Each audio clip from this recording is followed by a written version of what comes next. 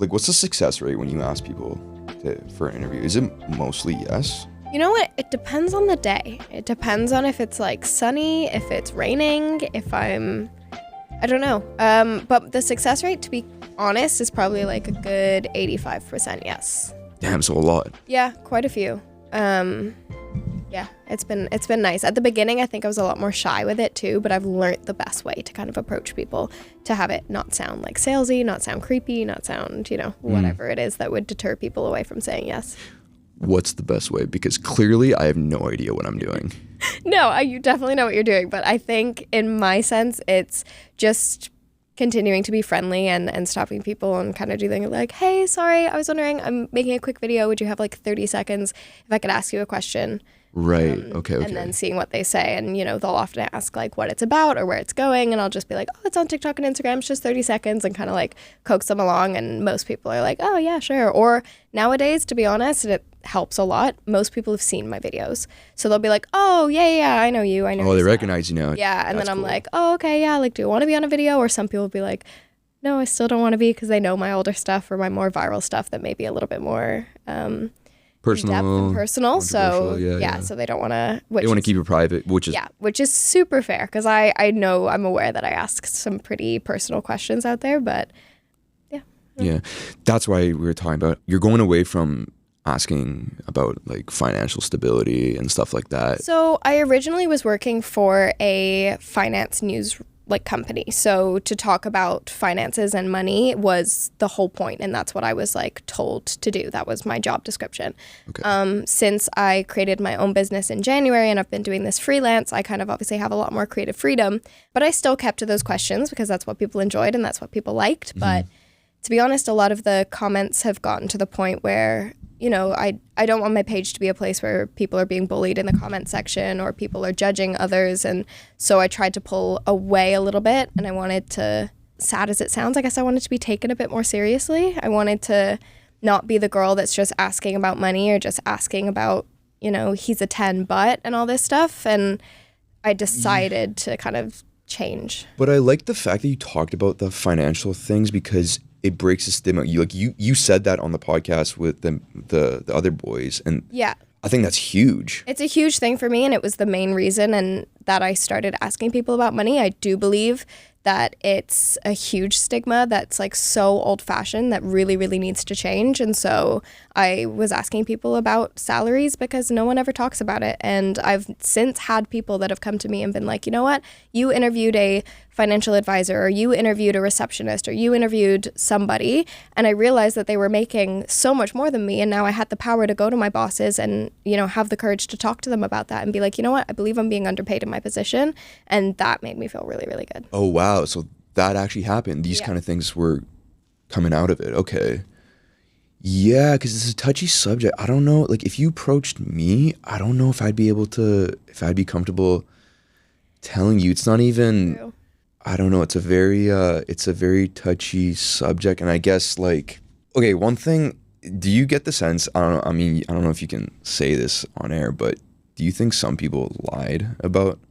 100%. Yeah, that was something I was going to bring up. Like, that's the other thing. Don't believe everything that you hear on the internet. That's always been true. So the same goes for my videos. I don't like fact check them. I don't, go, okay, show me the receipts, but I trust that what they're telling me is true. And if it's not, it's not. That's on them. They know that this video could get upwards of 9 million views. And if, there's some people in those views that know that that's not correct, then they're going to be called out on it. So that's someone taking a risk that they're willing to take, and that's fine by me. Yeah. Oh, and there's going to be so many people commenting, oh, that's cap. That's not. People will do like the math, and they'll be in my comment sections like, oh, okay, I mathed this out. And I'm like, how long did you spend looking at this video? I'm like, thanks for helping my algorithm. But like, you're sitting there watching my video over and over, and you're mathing everything out just to be able to like prove somebody wrong in the comments. Yeah, I don't know, man. Something about making money and what you're making, your salary is such a big thing in our society. It is, but I think it's so important to talk about, like, especially nowadays and living in Canada and then living in Vancouver. It is so expensive to live here. Like, it is ridiculously expensive. So I think that more people need to understand what it takes in order to live here, because people do want to move out to Vancouver, or they do want to live on their own, or they are trying to start their careers. They deserve to know like roughly how much it takes to, you know, to be able to do that, to be able to live a sustainable life that they want to live. Right. Like, we're all in this together. Like, it's a really expensive city for all of us. Exactly. Like, so how is anyone supposed to know if no one talks about it? One thing I was thinking about while I was driving here, after doing so many interviews about salaries and seeing what people do, is there more of a sense of empathy for people and what they do? Like, I'm not saying you were a judgmental person before, you were comparing and saying, oh, or looking down on someone for doing a certain job, but do you have a more of a sense of open-mindedness? Like, this is what this person's doing. They have a side hustle. They have like 2 or 3 jobs. This is what they need to do to maintain and actually live in Vancouver. And you've seen that side of it.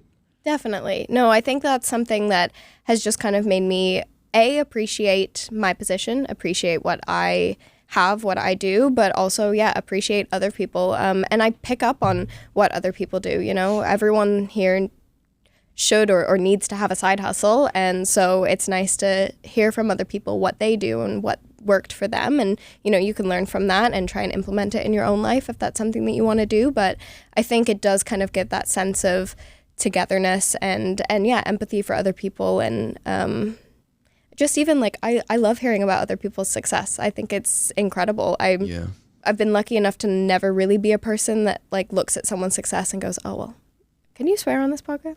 Yeah, oh yeah. Okay, cool. So be like, oh, fuck you, like you're doing this, or you're out there creating an OnlyFans and now you're making all of this money. Like, no, I'm a very like, you do you, whatever you want to do. Like, that's incredible. That's great. Like, you're making money doing what you enjoy, or you're making money because of this, and you know, you're doing it. Good for you. Like, that's the way it should be. Especially in a place like Vancouver. Like, you got to do what you got to do to get by. 100%, yeah. Rent here is insane. Cost of living is insane. Car insurance, your phone bill is the most expensive in the world. I can almost guarantee it. So yeah, in that sense, it's like, do what you've got to do, because like you said, we're all in this together. We're all just trying to live. The interviews you've done, are there more people with 2 jobs now? 2 or 3 jobs? Like, there's not that many people with only 1 job or 1 career. I mean, there is. Yeah. But most people have a side hustle or 2 or 3 jobs. It does depend. I talk to a lot of people that are servers and then they're something else, or you know, they're in like the aesthetic business and then there's something else, or they kind of, everyone seems to have a little bit of a mix, and those who don't are obviously very fortunate, or they're telling me their main job and they're not telling me their side hustle. I don't always ask about that, and if you ask someone what they do for a living, they're going to tell you the one that either they're most proud of, they make the most money at, or the one that they want to be known as. So I don't always ask, and I guess in that sense, I would never know, but a lot of people do have side hustles here. Yeah. I wonder where that fucking stigma came around, where it's just like, oh, this guy's a shitty job. This guy has a, you know, not a respectable job or a career, or not very, you know, not very affluent because he has this job or something. Like, I wonder where that came from. I don't understand. It's just, I think it's just like ego in society, I guess, and maybe a lot of it comes from those who are higher up. And I mean, that's the same when it comes to like talking about salary. It's no one who, you know, is a receptionist ever said, I don't want to talk about my salary. It's the people that are higher up being like, I don't want those lower than me to know how much I'm making and how much that like wage gap is when it comes to, you know, we work for the same company, we're doing a similar job, but I have a title, you don't have as big of a title, and I'm making $200,000 more than you. Like, right. That's why. It's those who are higher up that are trying to keep that stigma. And it's still the same today. Oh, so you think it's the other way around, where the people making a lot more money don't want to talk about it and just be looked at as something different? I think so. I think at least nowadays, the way that I've seen it, I think that everyone, I don't know, I feel like the higher up, the more money you have, and this isn't true obviously across the board, but the more of an ego you have and the more you kind of want to like keep that for yourself, and yes, you're going to show your wealth in some ways, but without explicitly saying it, because you know that those who, and a lot of people who are higher up in that sense, they have clients, or they're talking to other people, and or they're helping other people, or they're financial advisors that are dealing with other people's money. The last thing they want to know, or they want their clients to know, is that they're making like 5 times more than they are. Right, because then there could be some sort of conflict. Oh, like, how are you making all this money? What are you actually doing for? There's a lot that goes, you know. Yeah, exactly. Okay. Yeah. Well, okay, I always thought it was the other way around, where it's just like, oh, I'm not making that much. I don't want to say that I'm only making this much. Yeah. I've found that people that make under 6 figures are much more open to talking to me about what they do and how much they make. People who make more than that are much more, oh, I make enough, or oh, I don't feel comfortable talking about that. So that is why I get that sense that it's those who make more money that are less comfortable talking about it because they don't want people to know, whereas those who make less than that are still proud of what they do. They're still proud of how much they make. Oh, wow. I would not have expected that at all. I don't know. I guess that's, you know what? I haven't really thought about it until we've just had this conversation, but that's definitely the way that I have been able to view it just based off of my own experience. Well, I just think, I'm not making as much. I'm a little embarrassed to say that I'm only making this much. That's pretty much the logic I have about it. Which makes sense. But I found a lot of people who, I mean, if you're making money, you're making money, and that's what matters. If you're able to live off of whatever you're making, you're happy, you're comfortable, then that's what matters. And I find those who make more start to want more. They start to look for more. They have more of the embarrassment behind it than those who are happy and content the way that they are with what they're making and what they're doing. Right. I don't know if you can tell off of just like a 2-minute interview on the street, but could you possibly tell if which one's happier, which person's happier? Or you get a sense? I don't know. You probably can. I don't know why. I can get a sense of who's friendlier, of who's nicer, of who's, really better to talk to. I find those who are working more jobs or those who are hustling have more, I guess, spirit and drive, and that's why they're hustling, and therefore they're better conversationalists. But maybe it's the certain people that I'm choosing, and it's obviously not going to be the same across the board. But then those who are higher up, they have less to say, or they want to say less. It's like they're almost gatekeeping what they're doing. Yeah. Because they're like, oh, I don't want anyone to steal this from me. I don't want anyone to do what I'm doing because I don't want that taken away from me. Whereas everyone who's talking to me about everything, they don't care. They're like, yeah, I don't want to gatekeep this. I want everyone to know what I'm doing to be successful in my own right, because everyone deserves to feel this way. Right. They're out there grinding. Like they'll talk about it. It's exactly. Whatever, right? Yeah. So in that sense, I feel like maybe they are happier or just more like happy in their day to day than those who are higher up. So then, okay. And your success rate in asking people and them accepting is like 85%, you said? Around that. Yeah. Yeah, I would say. That is really good. It is. It never used to be that way. I think. Like, what do you mean? I think I changed my approach on how to ask people, and when you come across more confident, people are going to be more confident to speak with you, and it does help that people recognize me more now. So they'll be like, "Oh, I've seen your stuff," or something like that. Whereas when I first started, and I was nervous to talk to people and stop random people on the street. It's pretty hard, man. It's hard. And everyone here wears like AirPods and headphones, and I'm like, I know that you're commuting or like on your way to work or you're on your way to something, and I'm just some random person that's trying to like stop you in your tracks and pull you out of your comfort zone. So yeah. It's hard knowing that you could be a nuisance to somebody. Right. But once you get that out of your head, and once you realize, like, this is my job, this is what I do, and if someone's not comfortable talking, no problem at all. And if someone does want to stop and talk, maybe it was the highlight of their day that they were like, hey, they go home to their partner and they're like, some random person asked me a question today and it got me thinking about this, blah, blah, blah. Yeah, and I'm going on TikTok tonight, getting probably like 500,000 views. Yeah, they're like, this is cool. Yeah, probably 1,000 hate comments, and yeah, there's that side. Good day. It's a good day at job. Good day. Yeah. So what's your starting approach? Because okay, I'm gonna tell you this. Yeah. I went to Portland. Fuck that. Fuck Portland. Where's my camera? Fuck Portland. That place sucks. Okay. Never been. Dude, no one there is willing to even look at you. Like, people are in their own fucking space, walking around. It's as if the pandemic just started a month in. Yeah. Okay. I went there, I think about a month and a half ago with two of my buddies. We went for an NBA game. It was a rainy, cold day. Mm-hmm. Granted, it wasn't very nice out. Portland itself, it's very nice. But the people there are, I'm sorry to say this, but they're fucking zombies. They're so weird. Okay, and then my friend, he has a rig. Like, he was the guy holding it. Nate, love you, man. Thank you for holding it. So it's like a little rig, and my phone's on it. Do you use a rig? No, okay. I just have a friend hold a camera. Hold a camera, okay. But like a big camera? No, just like a tiny little Sony. Okay, yeah. So, okay, that's way more chill. Like, a rig is like something you hold on your shoulder. You know what it is. That's intense. Yeah. And all that's on it is my iPhone. Okay? That's quite So there's a few things. Like, as we were driving home from Portland, I'm like, okay, this makes sense. guns are legal in the States. This kind of looks like a fucking semi-automatic, right? People are a bit intimidated. Yeah, like my buddy's like big. He's like 6'4". He's just walking around with this thing on, but they don't see the phone on. It's a little fucking phone, right? Yeah, of course. And he's just walking around, and people are like staring at us, like, what the fuck? Who are these guys, right? And I have a mic in my hand, and at one point I remember my friend was like, because he's not like actually like pointing it at people, he's like holding it down because it's like it gets pretty tiring. Yeah, of course. And this homeless guy, I saw him. We were walking, and I saw him hold out his phone. I'm like, wait, what the fuck is this guy doing? Is he actually filming us? And sure enough, he's filming, and he's like, tit for tat, tit for tat. I'm like, dude, we're not even filming you. Like, piss off, you weirdo.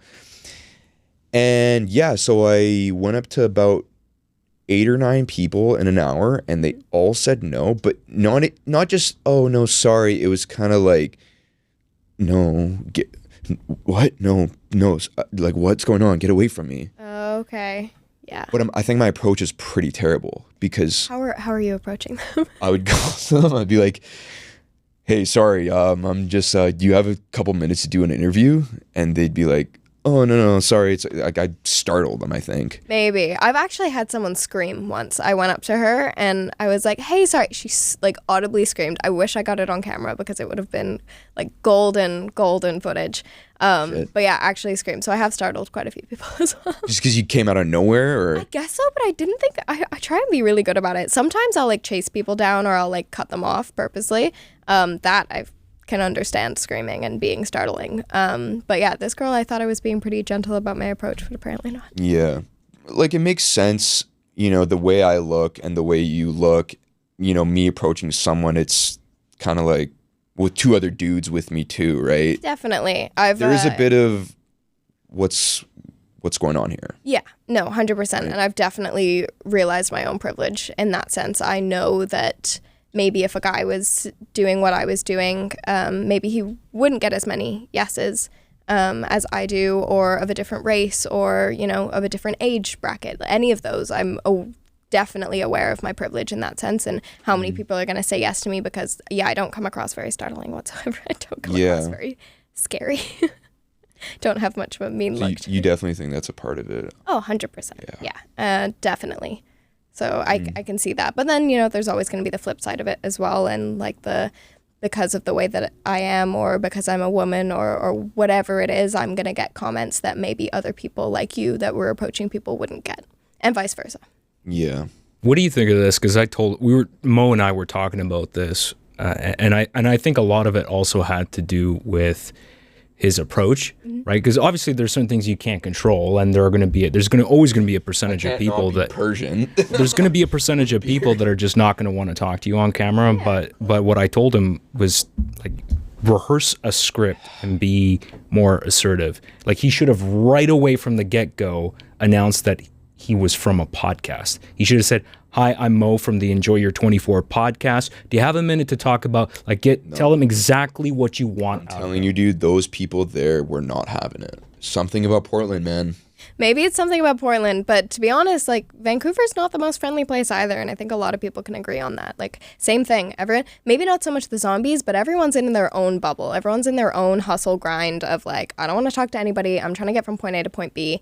Obviously, I have more success rate when it's a nice day because people are slowing down. People are out and they're enjoying the sun. But naturally happier, yeah. Exactly. But when it's, a normal Vancouver day, it's overcast, it's a little bit rainy, it's cold, no one wants to stop for you because they're just trying to get from point A to point B. And again, headphones. Everyone's got headphones in. It's really, really hard to get people's attention without going in front of their face and be like, hi. Yeah. And have people said no to you after you've told them what you're going to ask them? Yeah.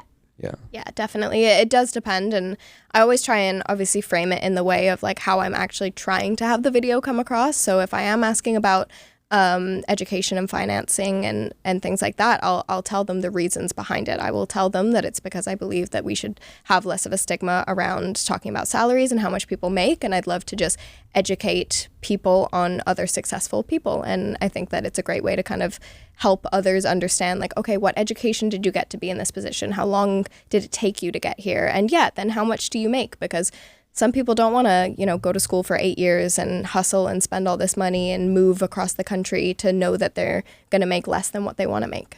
Dude, can you come with me one time? Can you please come with me? Of course, we'll go out and do it. I really want to do it. I'm really nervous. No, that's right. No, we'll go out and do it. And also, you got to choose the right areas. Some, I find like downtown Granville, Robson area is definitely the best because most people are either there commuting or they're there shopping, and it's kind of like leisurely. It does depend. Whereas like I get a lot less success when it comes to Yaletown, when it comes to even the seawall, which I was surprised about. I tried doing the seawall for a while now that the weather's nice because I thought it would be a lovely backdrop, but people are, you know, they're on their lunch break for a walk or they're on the phone or they're whatever, and it's a lot harder to stop people. Right.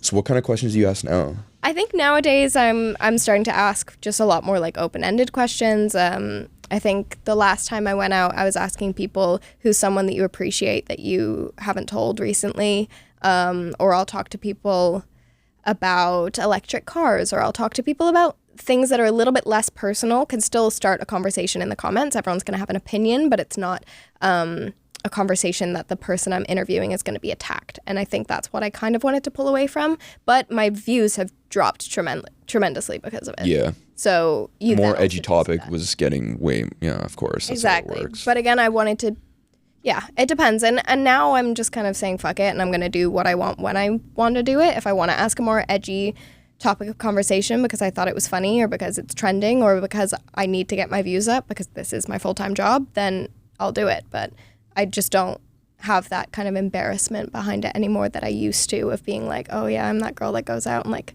drills people on the street. Like, didn't want to be seen as that anymore, I guess. And just people attacking you too about what you were telling me about like your partner and stuff, what they were saying. Yeah, I mean, I talked to a lot of guys on the street as well because being a girl, like a lot more guys are going to be saying yes to me interviewing them. And then people will they'll watch a 10-second interview between two people and be like, oh, well, they went home and banged, or they're going out on a date, or all this stuff. And I'm like, I have a partner, and if you look at any of my social media, it's very, very evident. I don't hide that. I don't hide that part of my life. He is part of my life. He's one of the biggest parts of my life. So like, why would I hide that? Right. The cheating question is really good. You asking that about? Yeah. I saw a couple of the TikToks. Yeah, that was good. Yeah, I find it hard to find couples for questions also because when I go to a couple, one will say yes, one will say no, or one will be hesitant. I've actually had it a few times where like I'll go up and ask a couple if I can interview them together, and the guy will be like, oh yeah, definitely, and the girl's like clearly standing back, like giving him the eye of like the don't you dare. Like, no. And then I'm like, yeah, and this is after you told them what the questions are going to be? It doesn't have to be after. It's sometimes like if I just ask them if they're okay with being in a video. The thing is, I completely understand if someone says no because the amount of shit they're going to get on social media is insane. Oh, exactly. And everyone knows that. Everyone nowadays knows the risk of putting yourself out there on social media. So, and if you're okay with that, 100%. Like, I mean, I am, and that's why I do it, and that's why you do what you do. So, but not everyone's going to be okay with that, and that's also perfectly fine because I completely get it. It does get to you sometimes, though. It really does. Oh, yeah. I've had to take a break and step back. Well, with that one guy that commented recently on the TikTok, I sound like a douche flute. That's a good one. That's actually funny. That's funny. You deleted it? Oh. No, there's some ones where I'm like, that's funny. I like that. Yeah, like that was a good one. Yeah, because we had an episode once where we were talking about how it's hard to like date women or dating's hard in Vancouver in general. Yeah.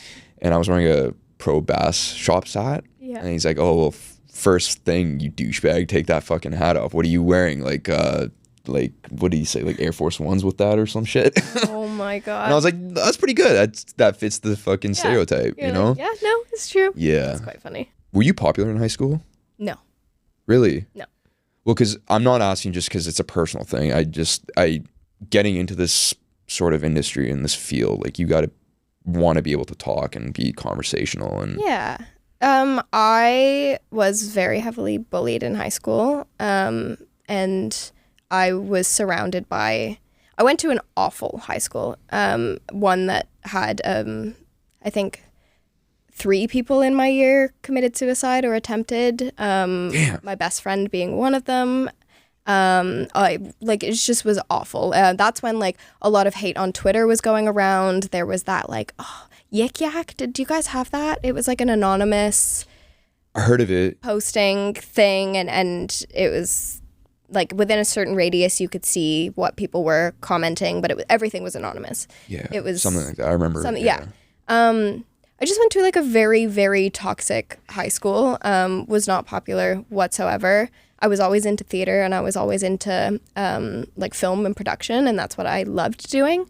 But I was never the popular one. Didn't look the best then. I was chubby and not, I don't know. I was an awkward teenager. Right, yeah. I tried really, really hard, and I was definitely that like person. I was the duff. I was that friend that like kind of hung around the popular kids sometimes when they would accept me, and then other times it was like, no, I was just bullied, or I was hanging out with them and realizing that I was being talked about behind my back. Right. And yeah, so high school, I write off those 4 years of my life. Like, No, I feel that. No, I get it. Yeah. Well, the reason why I ask is from the surface level, if someone were to see you and you doing this thing, and they're like, oh, this, she knew how to talk, she was social, right? It's cool that you brought that up. I didn't want to unpack all of that. No, that's okay. I mean? Yeah, I guess it's not something I ever really talk about, but I really am like an open book. I don't mind letting people know. I was not popular, never have been. Nowadays, I don't like going out. I've been to maybe 4 clubs in my whole life. I don't like to party.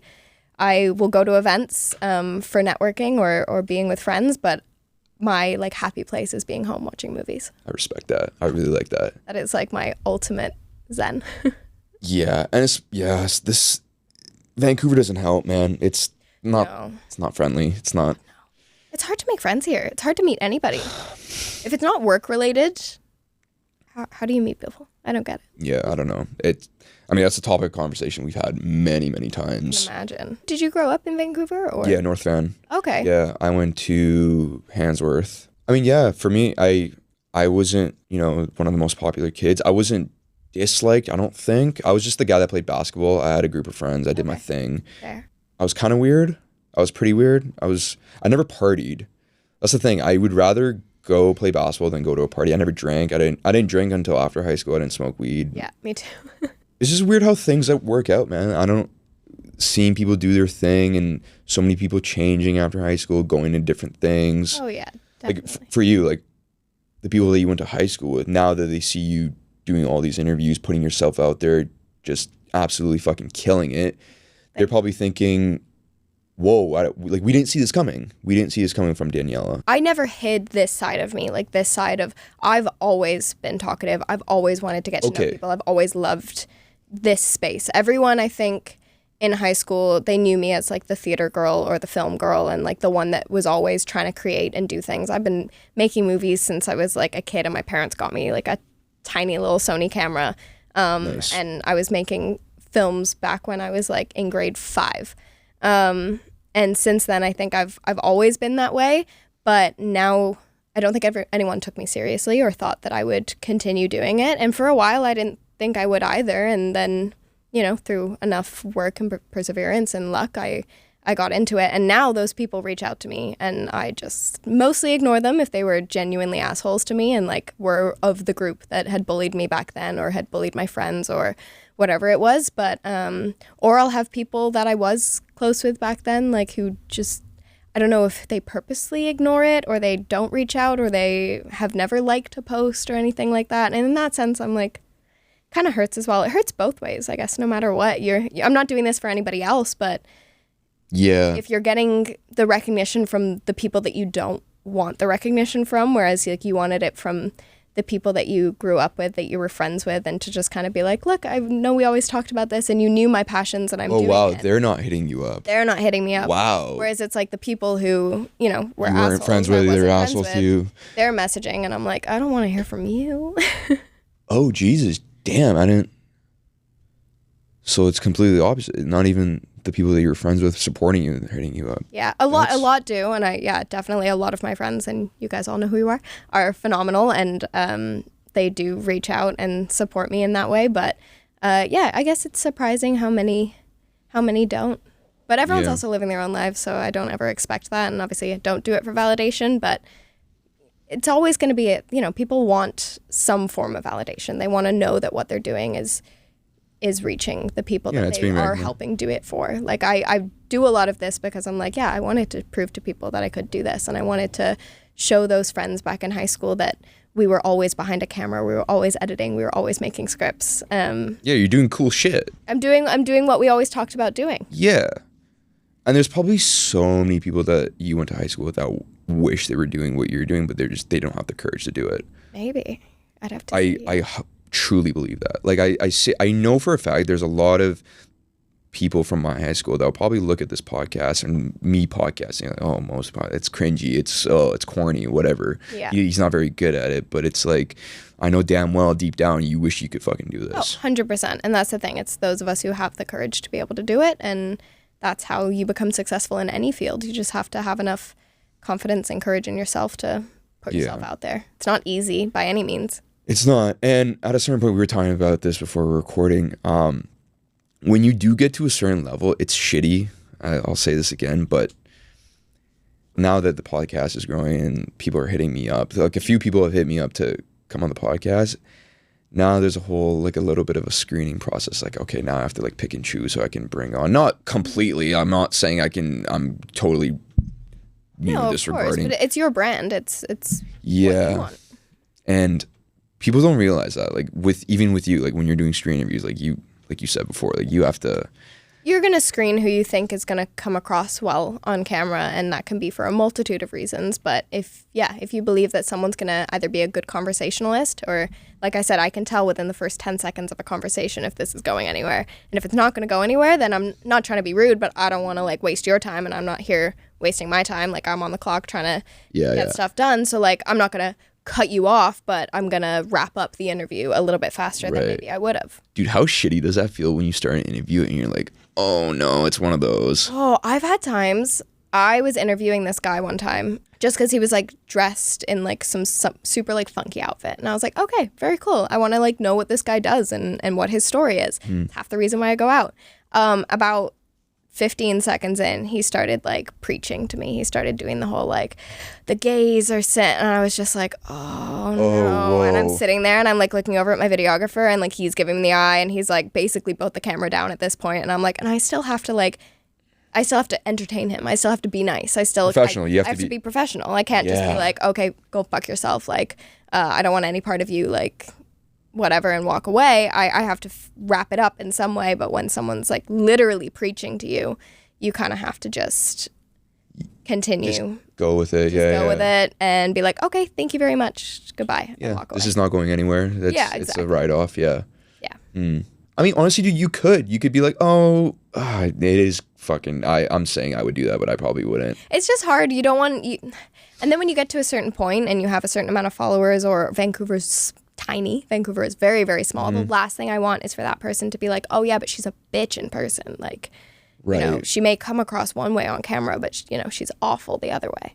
Like, that's the last thing you want as well. You don't want to ever rub people the wrong way. Right. And, have that kind of tarnished reputation. And I've had people do that and say that they're going to ruin my life in Vancouver and that I'm not going to go anywhere, or that they know people, or that Vancouver's a very small city and I should be wary.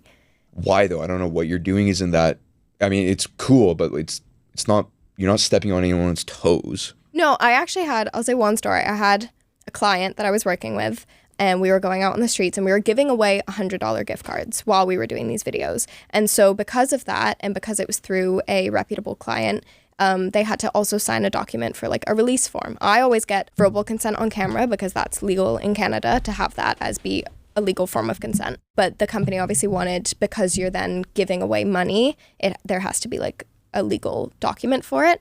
So I was going around and asking people's questions. Everyone was signing off on the legal document. They were fully aware. I wasn't stopping them for 30 seconds. It was like a full 5-10 minutes because there's a process.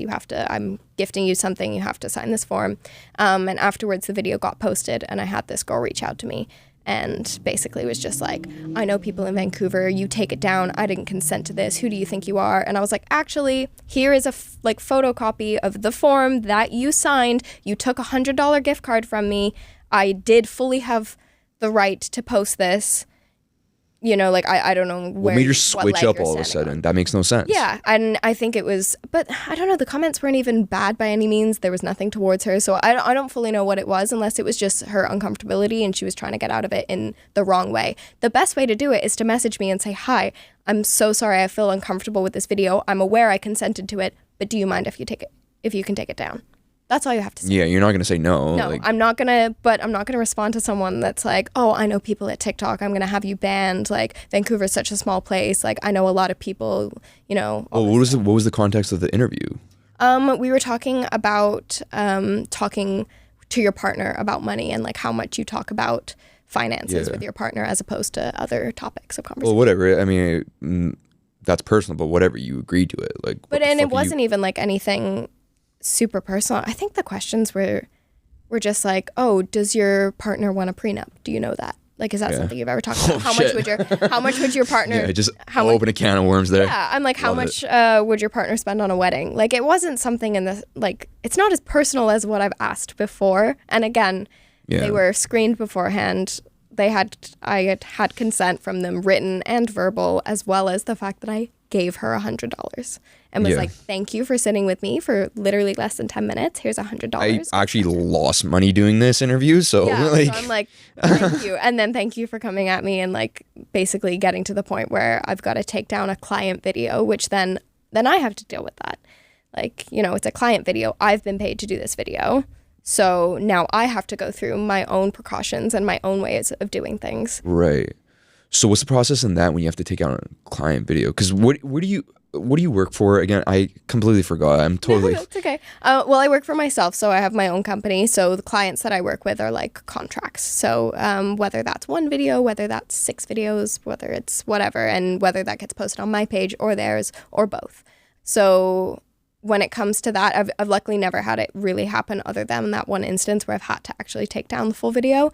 But when it's videos for myself, I will take down the video. Right. And that was for a financial company, obviously. Yeah. I mean, you could have technically said, fuck off, I'm keeping this up. 100%. Because you signed the form, there's liability, there's no liability issue. She had no grounds to stand on, but at that point, it goes back to the reputation. What reputation What would she tell everyone else? And exactly. Like, what do I want to be known as? Do I want to be known as that person? Is she going to go around and tell people? And again, Vancouver's small. I'm out on the streets all the time. The last thing I want is for someone to like attack me on the street or like spit at me and be like, you hurt my the thing is also, dude, I think whatever you do, you're gonna get both sides of it. So I mean, just do what you gotta do to be who you are and make your own decision, whatever the fuck you want to do. Exactly. Yeah. Right.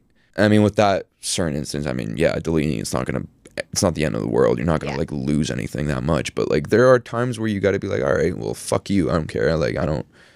Yeah. At the end of the day, like if the content, that's the thing. Like if the content isn't as bad as you think it is, and it's really not, then I don't know. Maybe like just run it by them. Hey, I think you're overreacting. I think you're overthinking. It's not as bad as you think. Yeah. I'm gonna keep this up, but. Yeah, I mean, fuck. We've had this issue with me and Alex. I can imagine. It's a tough situation to be in. Yeah. Like, you really have to have that, like, little moral dilemma with yourselves. Or sometimes I'll just turn off the comments.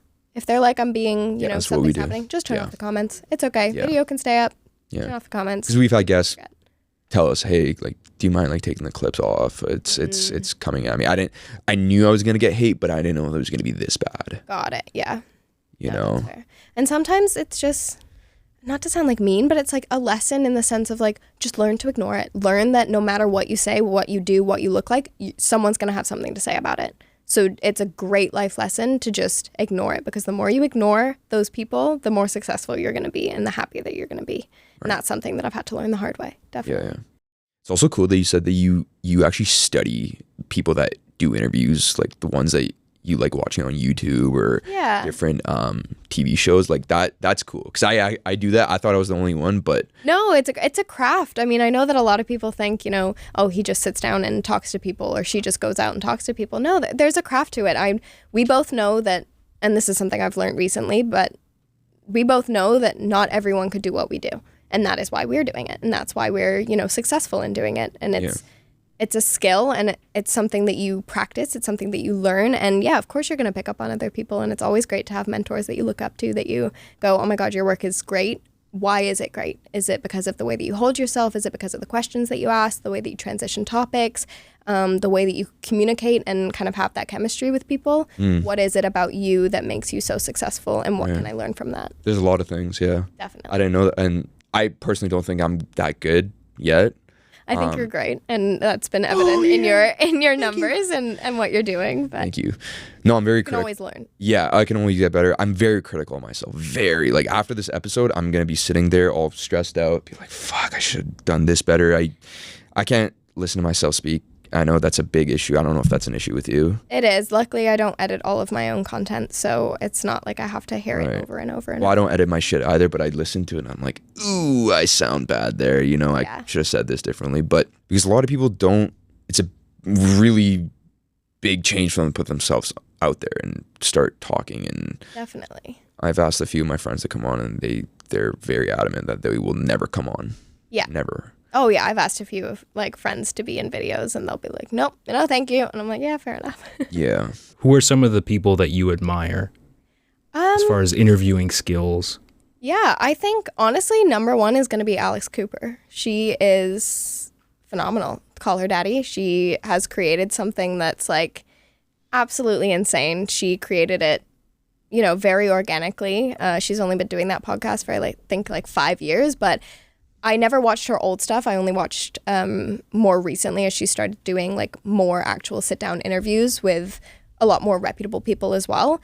And I just love the way that she holds herself. I love the way that she has conversations, the way that she makes people feel comfortable. That is something that I aspire to do. I want to make people feel as comfortable as she does when they sit down with me and when they have a conversation. Yes. That's not something that just comes naturally.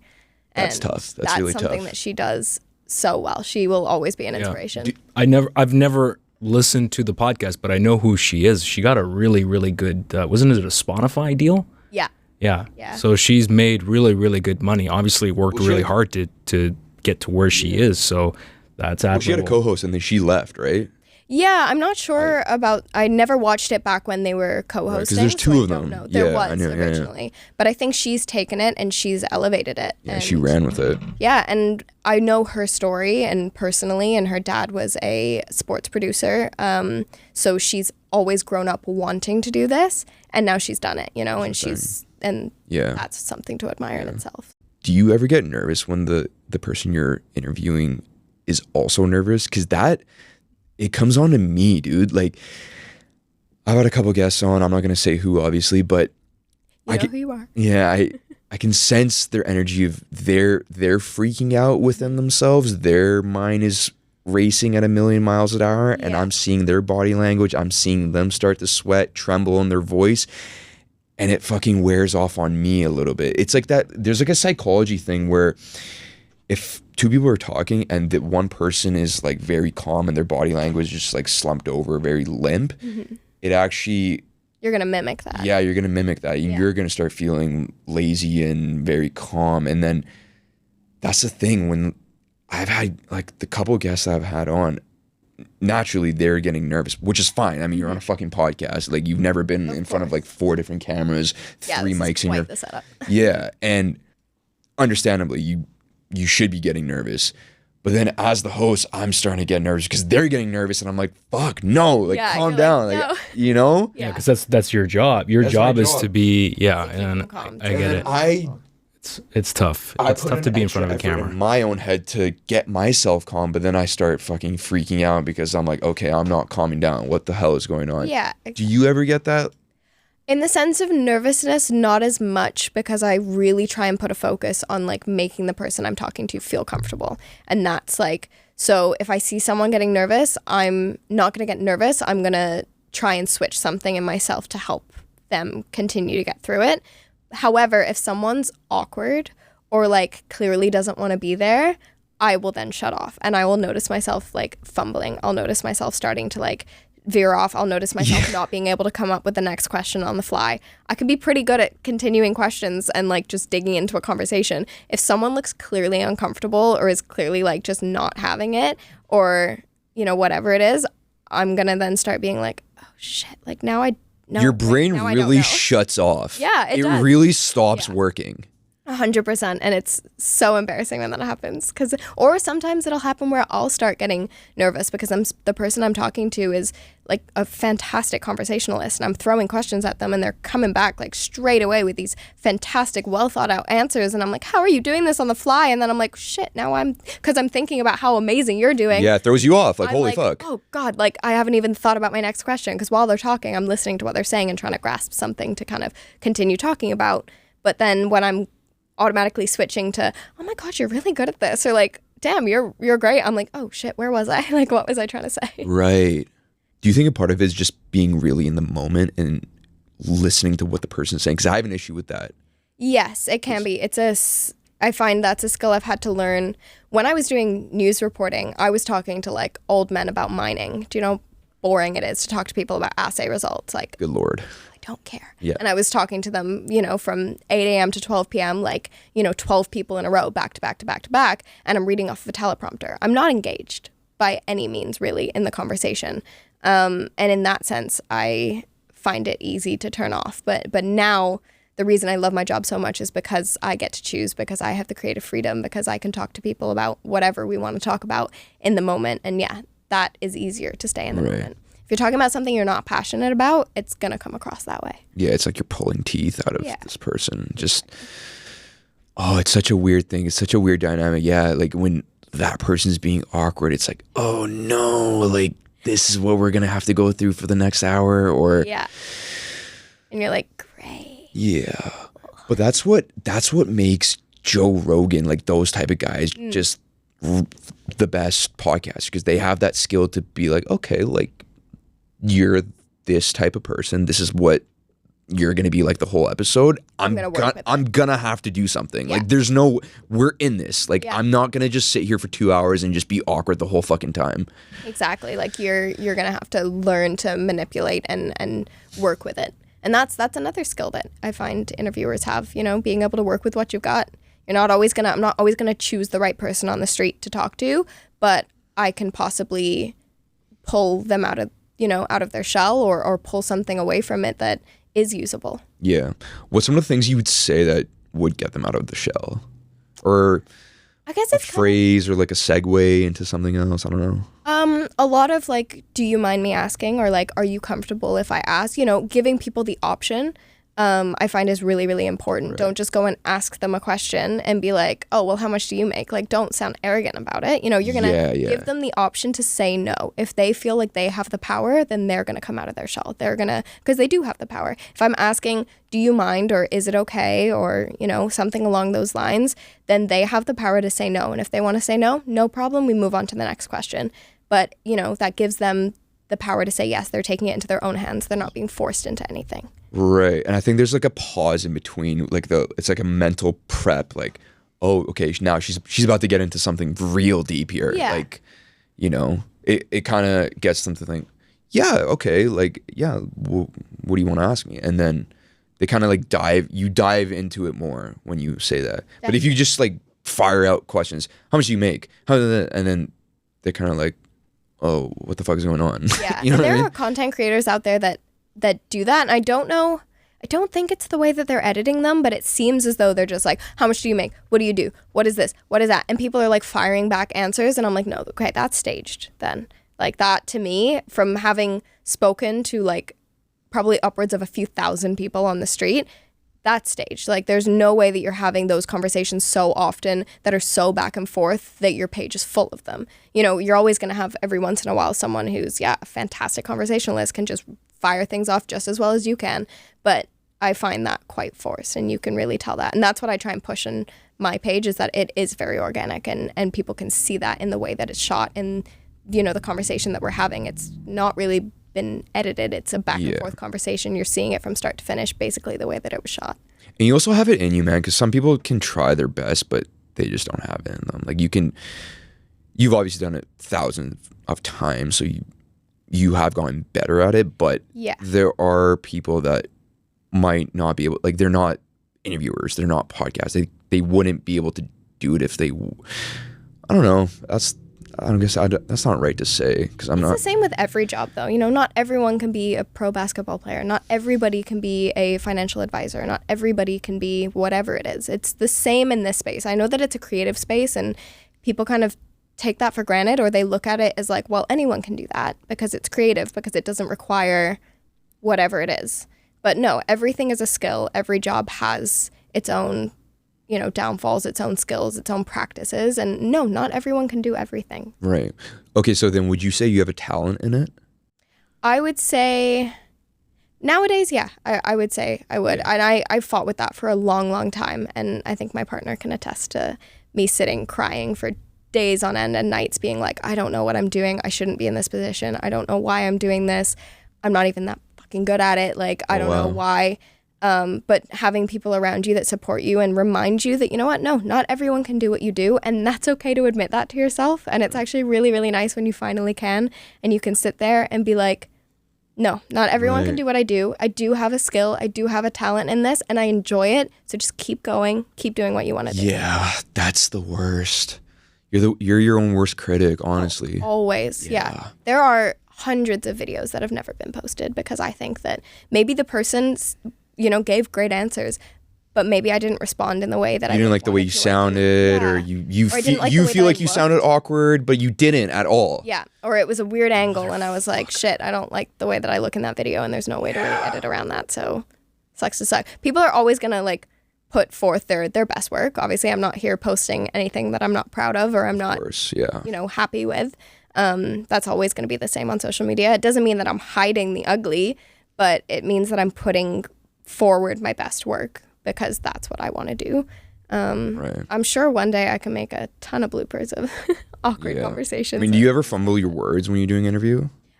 Yes, sometimes. And that can be the sense when I'm working with clients that I'll be there and they're kind of like, oh, can you promote this thing? This is what it is.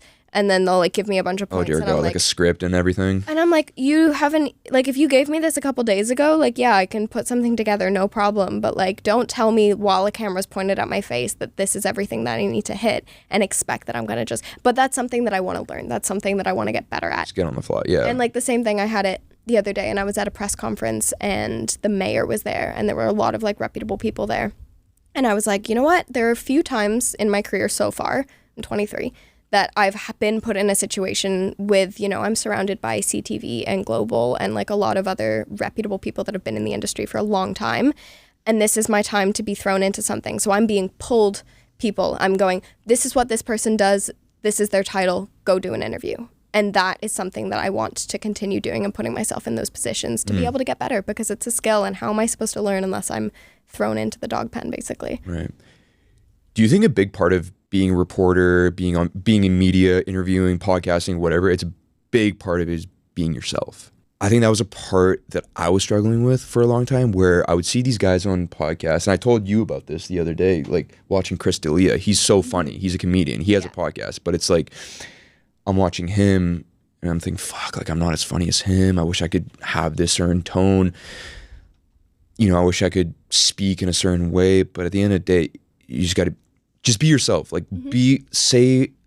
talk however you want to talk, however you want to say things. And exactly. Because if you're wanting to do this as your career, if this is you and this is what you want to continue doing, you're not going to be able to fake it forever. You're not going to be able to put on a face forever. You may as well start out as organic as possible as you. You're going to grow as your content grows and you'll change as your content changes, but like as yourself, not because you're forcing yourself to, not because you're putting up a front, not because you're doing it because of what you think other people will say or think of you, but you're doing it for yourself because that's organically you. And that is really the important thing. And it's hard to learn, definitely. It's very hard. Yeah.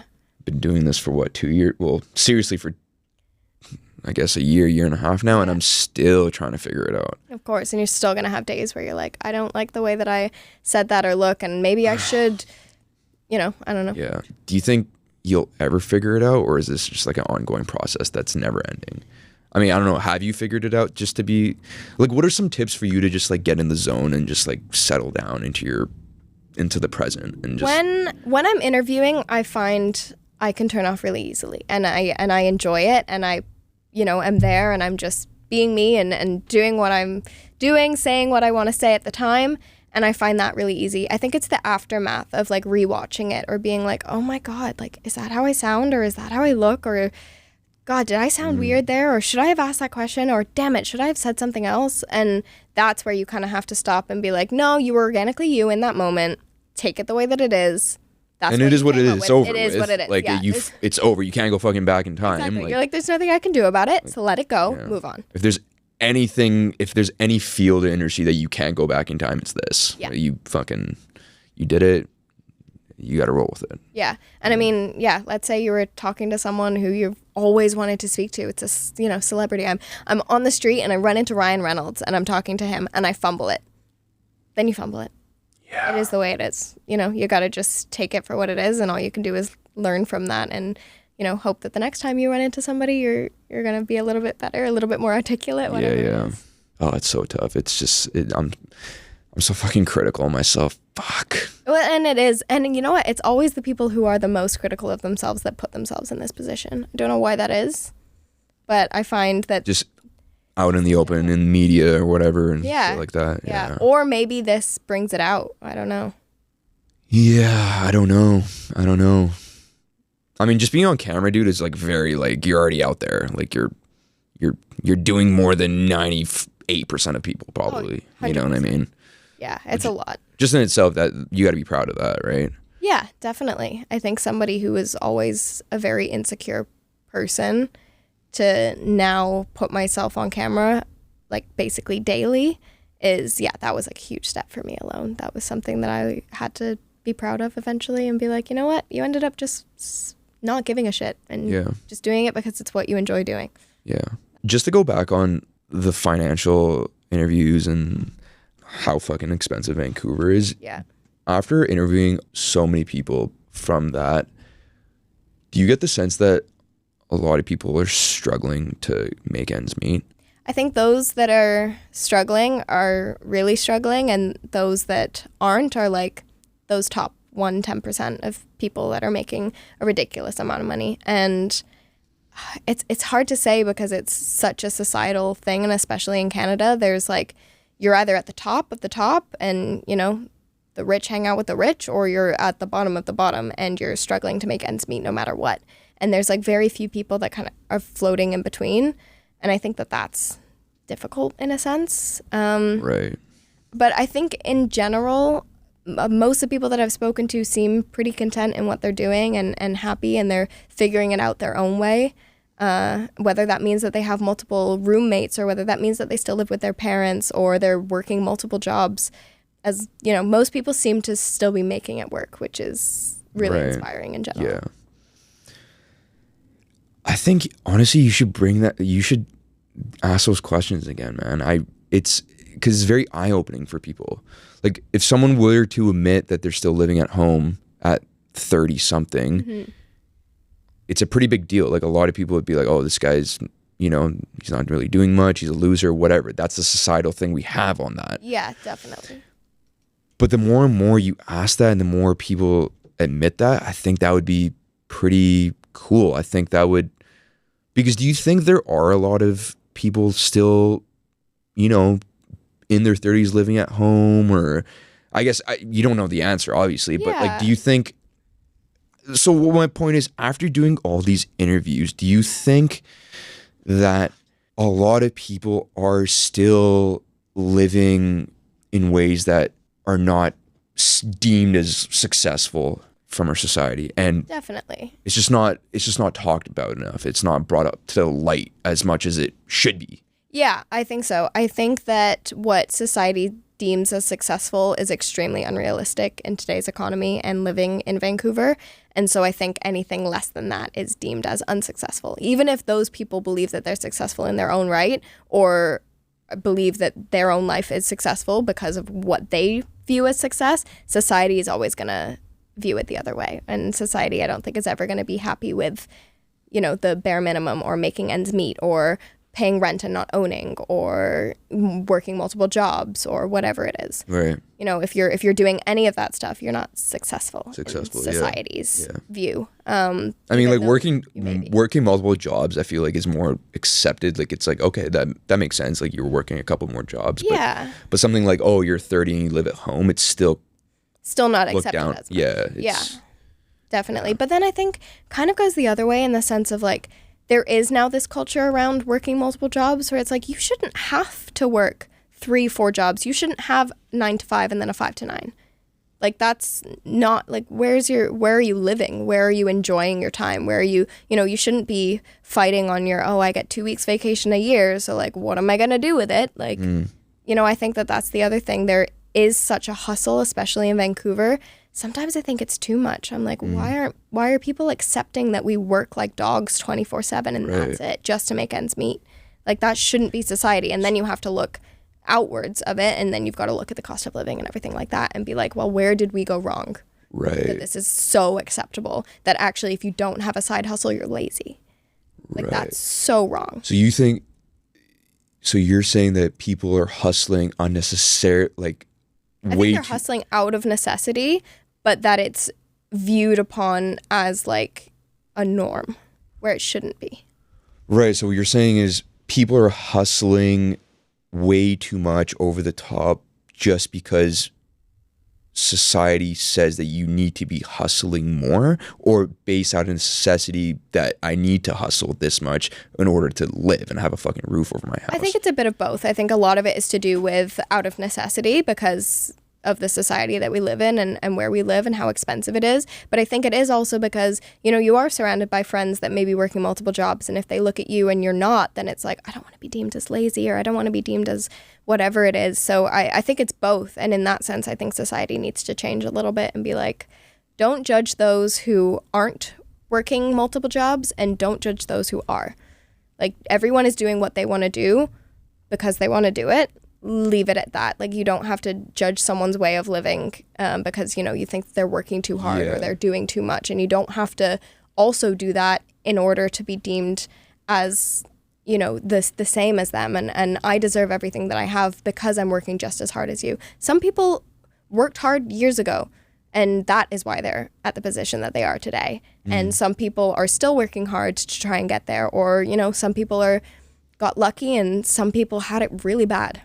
So you never know what people went through in life to get to where they are today. So just stop judging everybody. Yeah, I think you should definitely bring those questions back. Yeah. Because it brings a lot of light to this fucking shit. I hate it. I hate the fact, especially for men, I'm sure you heard it. Oh, you need to be making this certain amount of money to be an alpha male, to be this fucking high value guy. Yeah. Like it's just fucking narrative circling around society about this whole thing. And I'm actually surprised that most guys would accept to tell you how much they're making, because it's a hit on their ego. I mean, it is definitely, but you'd be surprised. I'll get so many DMs though from like girls that are like, "What's that guy's Instagram? What's that guy's number?" All this stuff. I'm like, I don't take any of that down. I say, thank you so much. Have a good day and continue. Because of what they said they're making. Yeah, because of what they said they're making or what they're doing. So in that way, I see it. I'm very aware of how hard it is. Oh for men wow, that is pretty fucking toxic. Yeah, definitely. But again, goes both ways. Like, and I've also seen it from like a girl's point of view, and the way that I get comments of, oh well, she's just out there looking for a rich man. Like, hi, no, I'm not. Thank you. Like, that's not why I'm doing this. This is my job. So it really, really goes both ways. But people are just toxic in general, especially on social media. And there's going to be a lot of sexism in both ways. But I do see, like, I understand how guys have that mentality of, I need to be hustling, I need to be making enough money because I need to be deemed as, an ego. Like, I need to be deemed as having this alpha male, high value guy making this certain amount of money. Yeah, like girls aren't going to like me if I'm making little money. Like, that's not true. However, in some cases it is true, and in some cases that is what women are looking for. So I get it. It's hard. So, okay, could you be honest and say that women should just take a step back, pipe it down a couple notches, and bring their standards a little bit lower?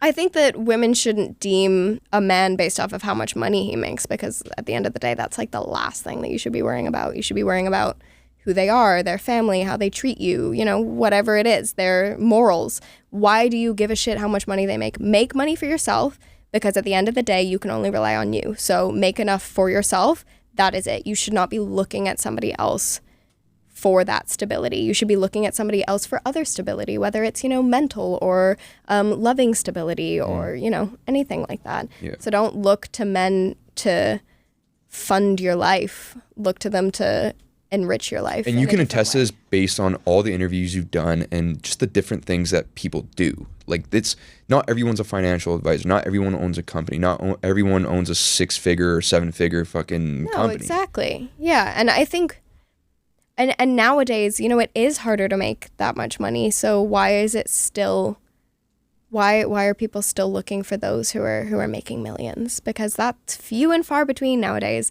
Those who are making millions are a very, very small, minute group of people, because a lot of it is, you know, a lot of it nowadays isn't built by that person. It's generational wealth.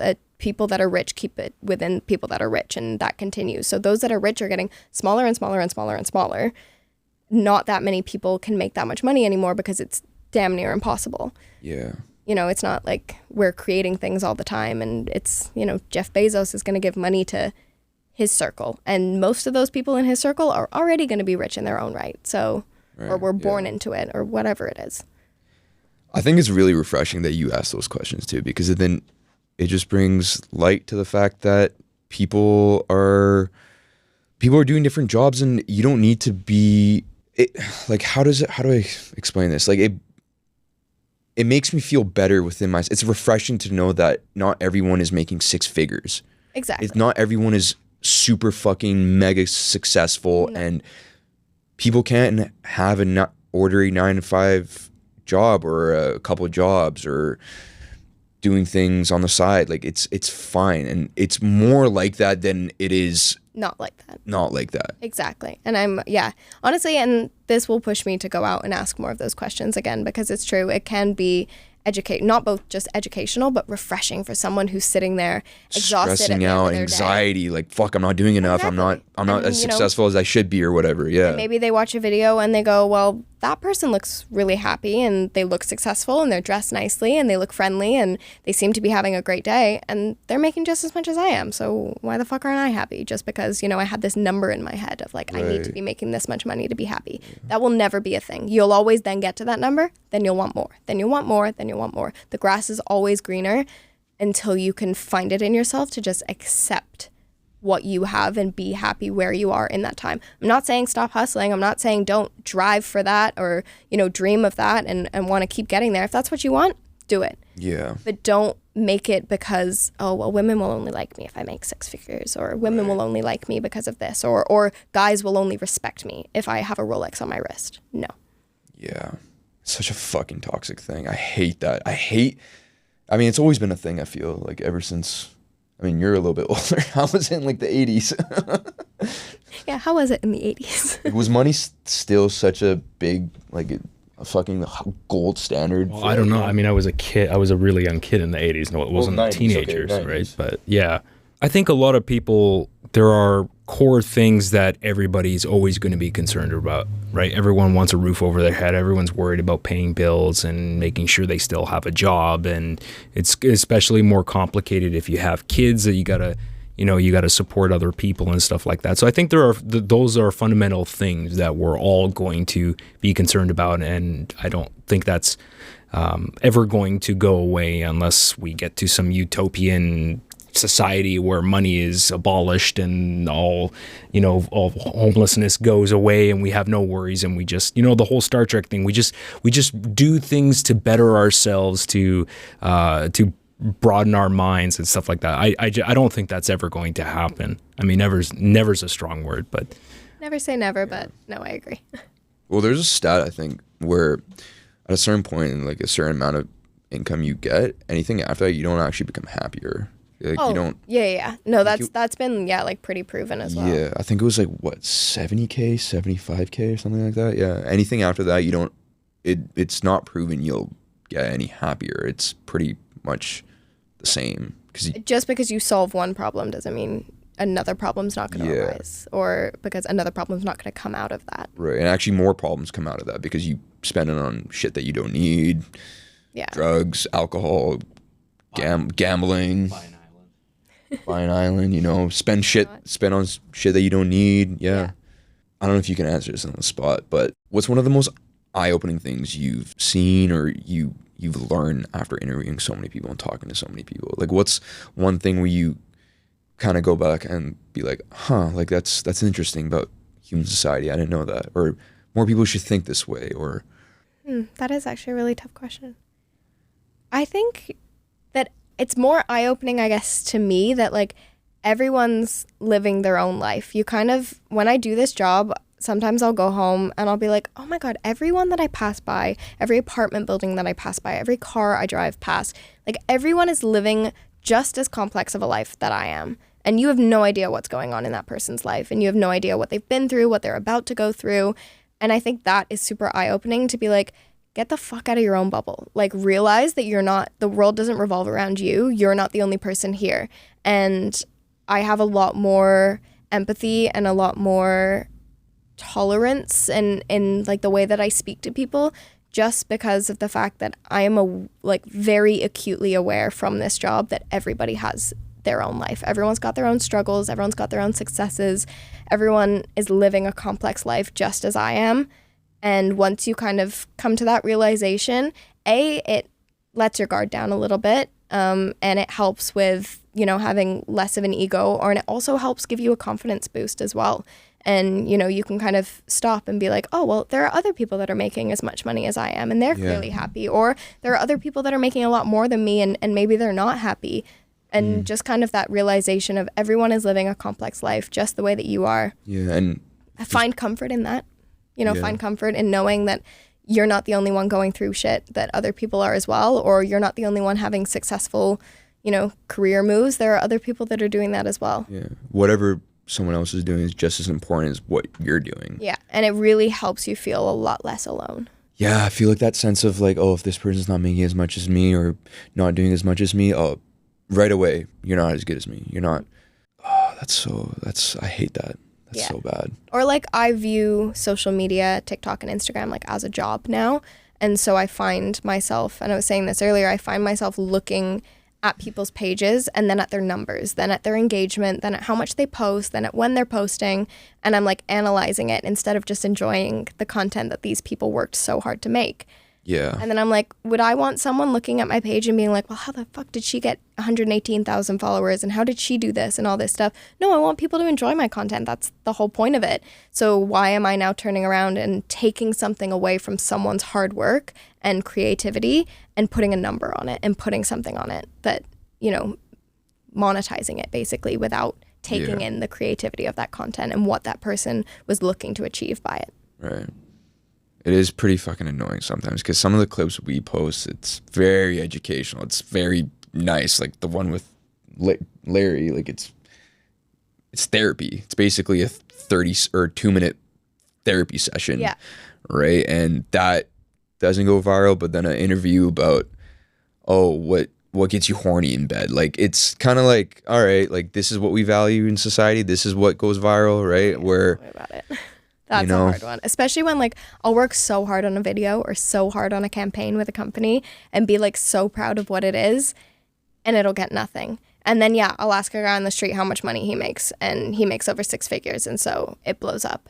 And I'm like, why are my top videos the ones that I just did as like fillers or just did because, I was out there and was kind of creating these like little videos, but the ones that you put the most effort into and that you think are the most educational don't go viral. And then it's just like a awful circle of being like, oh my God, like what am I doing? Like I've had that. I mean, we've experienced that with with this podcast and even podcasts I've done in the past too, educational stuff where I was really, really proud of some of the stuff that we did. And like Mo was saying, some of the most vapid, stupid, uninteresting, dumbest, and it just shows you that like that's what people care about, and it just saddens me that is the stuff that people they seem to value the most because they're voting on it with their time and they don't watch the educational, so they don't watch the thought-provoking, interesting, highbrow stuff that I tend to like.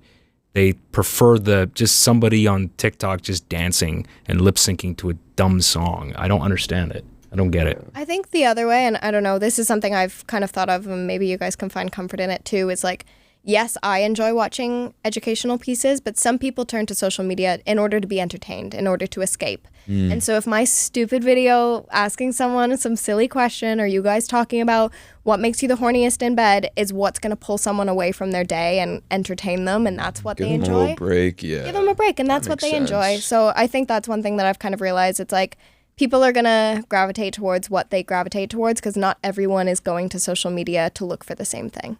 But you'll grasp, those educational pieces will hit the people that they're supposed to hit and that do resonate with that, just the way that the entertaining pieces are going to hit those other people. So yeah, either way, no matter what you're putting out there, the right people will eventually see it, and they're going to gravitate towards what they want to gravitate towards. Yeah, there's a crowd for every clip you post. Definitely. There's going to be some people that like it, some people don't, obviously, right? There's going to be a market for each clip. Yeah. Okay, another question. I know you're not a researcher about any of this, but do you think people in Vancouver are more accepting of what people do, like what their livelihood is, or Yeah. do you think? Vancouver's very not only like multicultural, but there are a lot of cities in the world where creative jobs are not really socially accepted, but Vancouver has a lot of creativity, and we have some fantastic creative people here. And I think in that sense, people are more accepting of other people's jobs. You know, like Right. you're an influencer or a content creator, cool. You work a 9 to 5 in an office, cool. You are a dancer, cool. Like whatever it is, you do OnlyFans, great. Like, Great, yeah. you know, people here are a little bit more accepting of what people do, but I also think that's a generational thing. It might not just be a Vancouver thing, but Right. I think, you know, people. But there's still a stereotype and judgment behind every single profession, like content creation, 9 to 5, dancer, actor, whatever. Yeah. There's gonna be a stereotype and a little bit of a judgment towards it, whether it's bad or good, whatever. Yeah, no matter what, of course. No matter what. That's the problem with the kind of stuff that we do, like the content creator thing. You ever been at a party and you try to explain to somebody what you do? And you always, like, I've always struggled with that. Yeah, like what do you say? Right. Like, oh, I'm a content creator. Oh, so you're Right. And people, man, when you say, like, even for years trying to explain what a podcast was to somebody, I mean, now it's more mainstream, but back in, 12, 15 years ago, even when I first started doing it, trying to, so you sit down and so is it like radio? Like, how do people get it? They don't even know where to find it, right? Yeah, like what would you say? Like, would you say, oh, I'm in media? Like that's your technical term? So I used to say I was a news reporter because I was a news reporter, and I'd kind of branded myself as that while I was doing social media and reporting full time. Nowadays, I keep it that way because that's my brand, but obviously I get so much kickback being like, you're not a news reporter. And I'm like, okay, I'm aware, but like, who's to say? Who is to say that I'm not a news reporter because I'm not anchoring your global morning news, or because I'm not talking about news that you're interested in, or because you think I'm not political, or what is it? Like, what deems me as not being a news reporter? I went to school for this. I have an education. I've been an on-air reporter. I continue to report and talk to people and do interviews. So, like, what deems me as not a conventional news reporter? I'm aware I'm not a conventional news reporter, but I will. Like, what's the criteria list for that? What's the criteria? Yeah. Like, and who's to say what the criteria is? If this is the way that I want to label myself, then that's the way that I want to label myself. And I have a lot of people that are like, oh, you're an influencer. And I'm like, okay, if that's the way that you see me, that's the way that you see me. I don't believe I am in my I don't even like, I think we need to retire that term too. I don't like that, but there's a lot of snobbery about, especially probably in the journalism industry for established people that have worked at, the CBCs of the world, all those big companies. But you're right. You are not a conventional journalist, but you are a journalist, and influencer doesn't even make sense for the kind of stuff that you do. So I think that's just a term that we need to retire it, because to me, when I think of the term influencer, I think, well, you're influencing people to buy something. Is that what you're doing? Well, no. I mean, you're just content creator. Like this makes more sense. Tone to it. When people say content creator, you're like, oh, this fucking guy. You're 100%. You know, but it's not that. I mean, what do I say? I'm a podcaster, content creator, fucking media host. Content creator is the best. Like, I don't even like that. I don't like saying content creator. I sound. Yeah. I shouldn't feel ashamed of it, but I feel like I sound dumb. Yeah, there's a bit of like, just use podcaster. I think people by now know like what they know what that guy is. Vibe to it. Like, no, I'm a podcaster. Yeah. I mean, that's. It hurts to like be called an influencer and like be called not a news reporter when I worked so hard and like went to one of the top universities in the country and got a degree and I studied this and I've continued to study this and I've worked in the news space and I've worked in the film space and I've done all these things, and it's like it almost feels as though I'm being like dismissed or just diminished, like being like, oh, you're an influencer. And it's like, well, no, I didn't do all of this to be an influencer. Like, that is not what I am here doing. Like, I'm not here being like, buy my product or buy this or buy that person's product. There are people that do that. There are people that have that as a job. Great. Label them as influencers because that is their job. But I am not an influencer. Yeah. You could be both though, I feel. Yeah. And the more that I do like client videos but I'm never like pushing like buy this product. I don't know. Is that technically what an influencer would be? Like they're pushing some sort of product? I think so. You're trying to influence people to purchase buy something or influence someone to do something. Well, I mean, Instagram models, they're not really pushing it. They're just posting, photos of themselves looking really good. But they're usually wearing something that influences someone to wear it and buy it. True. Yeah. I mean, there's YouTube accounts and channels of doctors, like family physicians, posting videos of what a certain illness is or a certain injury, and they're talking about it, and they have millions of followers. So would you call them an influencer? Like, so I mean, you could call them a doctor and an influencer now. Yeah. Like, oh, he's a family physician, but he's also an influencer on YouTube. He gets millions of, which is fine. I mean, that's definitely. But there is a bit of a black eye with it, like, oh, because I've actually been told that. I'm not gonna say who. Yeah. I don't know what the context was, but they said something along the lines of, "Oh, well, Mo, you're a podcaster. You're one of those guys. Like you do that type of thing. That's your type of thing." And I was like, "Wait, what? I don't like. I chose that path for a certain reason, and now I'm labeled that type of way or whatever." And but it's definitely going to be the same in like any profession. I think everyone's got their own insecurities, even like down to like firefighters, and they're like, oh, you're a firefighter, you're in that culture, like, you're the locker room boys, like that can just continue, that grew up but continued to be that way. That's not always the case, and everyone knows that, but it's the same for like every profession. So I mean, I don't know if you can say anything about this, but like, what's the next moves for you? Next moves? I'm starting to work with a lot of bigger clients that I'm really happy with.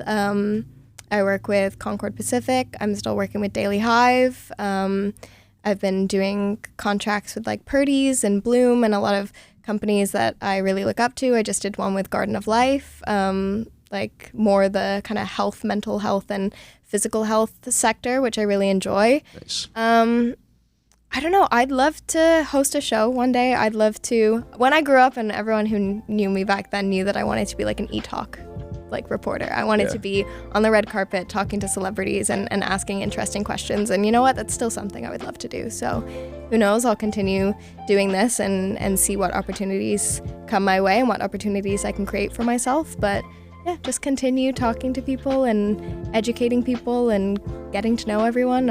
I'm so fortunate for the job that I have and what I get to do. So it's cool, man. I'm gonna continue doing it. Bringing awareness too. I think like things aren't this way you think they are. Like people are normal. People are doing their own thing. People have their own lives. Exactly. Everyone's different. Yeah. And I'm nosy as hell. So I love that's the best part of my job. I get to be nosy just the way that I know that other people are nosy. Yeah. So capitalize on that, Just get out of them. questions. Yeah. Be fucking ruthless. It doesn't matter. Well, thank you for coming on, man. This was really good. Daniella Atkinson, thank you for coming on. Thank you. This was fun. Enjoy your 24 episode 47. Like, subscribe, comment. If you liked anything from this episode, share it, do all those things. Always appreciate the support. If you want to plug anything, like your account, Sure. Everyone go follow Daniella_ATK. That's on both Instagram and TikTok. I need my numbers to go back up because, again, this is my full-time job. So yeah, get those numbers up, baby. Get the numbers up, please. Help me. Thank you guys for listening, watching, whatever you're doing with it. Enjoy your 24 episode 47. Peace.